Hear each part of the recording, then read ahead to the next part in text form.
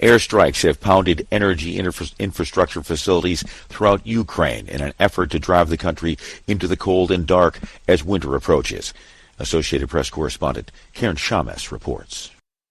One city in particular, Zhytomyr, which has military bases, lost electricity and water after a double missile strike on an energy facility. The governor of the Zaporizhia region also reported a fire at an infrastructure facility. He said they were caused by suicide drones. Ukrainian President Volodymyr Zelensky said Russia is using the drones because it's losing the war, now nearing its 8th full month.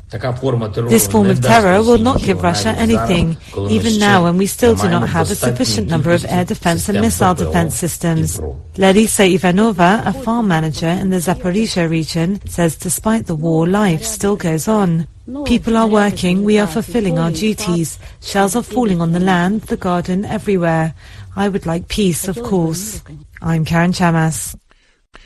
Kremlin spokesman Dmitry Peskov said Tuesday they had no information about whether or not Iranian kamikaze drones were used in the large-scale attacks against Ukraine earlier this week.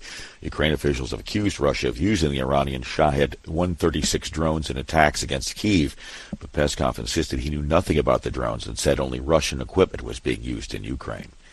UN spokesman Stéphane Dujarric said Monday discussions are extending and expanding on a UN broker deal that would allow Ukrainian Black Sea grain exports to continue. Dujarric said fertilizers and raw materials required to produce them originating from Russia are key to worldwide agricultural production. Dujarric characterized the talks as positive and constructive. Australia's centre-left government is reversing a decision by the previous Conservative administration to recognise West Jerusalem as the capital of Israel. Australian Foreign Minister Penny Wong announced the decision Tuesday in Canberra. Australia's embassy, of course, has always been and remains in Tel Aviv. The Australian government remains committed to a two-state solution in which Israel and a future Palestinian state can coexist in peace and security within internationally recognised borders. We will not support an approach that undermines this prospect. In a written statement released by his office, Israeli Prime Minister Yair Lapid insisted Jerusalem is the eternal undivided capital of Israel and nothing will change that.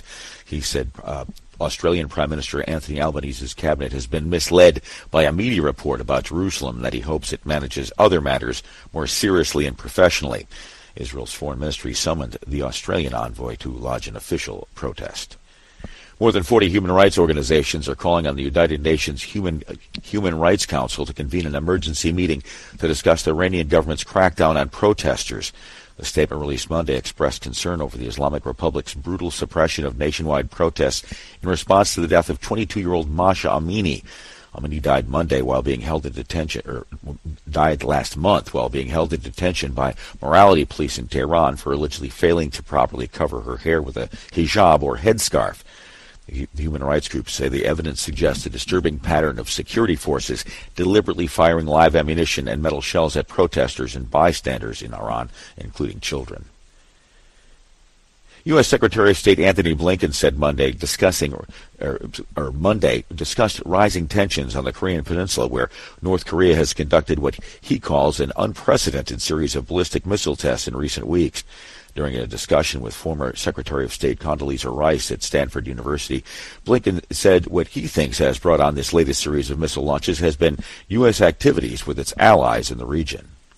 Going back about a year, we've significantly increased our own work with our allies and partners in the region, South Korea, Japan, both on a bilateral basis where we, for example, renewed exercises that we'd had for years that were put in abeyance a few years ago. We brought them back, military exercises, to make sure that we could defend and hopefully deter any kind of North Korean aggression. I think that Kim Jong-un saw that and didn't like it, and it's a response to that.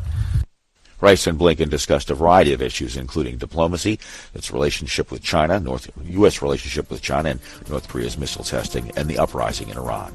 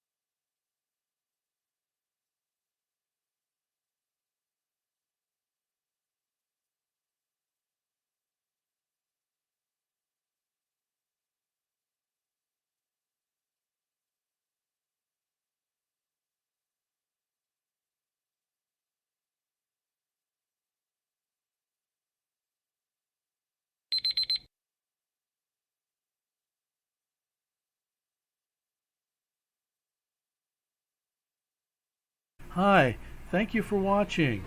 I hope the videos are useful for you. Please subscribe to my channel using the button below.